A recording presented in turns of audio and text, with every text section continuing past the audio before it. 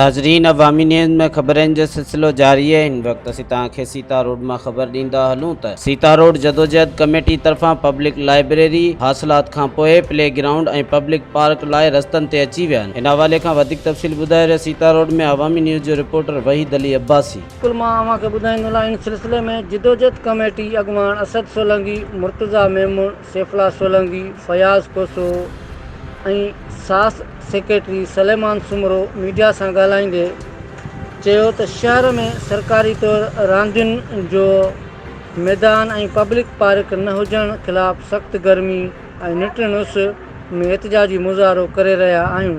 हिननि वधीक चयो त जेसीं ताईं असांजा जाइज़ मुतालबा पूरा न कया वेंदा तेसीं ताईं असांजी जदोजहद जारी रहंदी।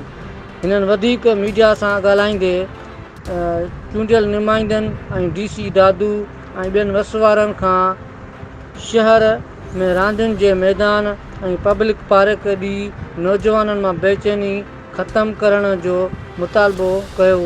ॿी सूरत में एहतजाजी तहरीक वधाइण जो पिणु चेताए ॾिनो आहे। जी मज़ीद खबरों और तफसीलात के लिए विजिट करें हमारी वेबसाइट www.awamiNewsHD.com।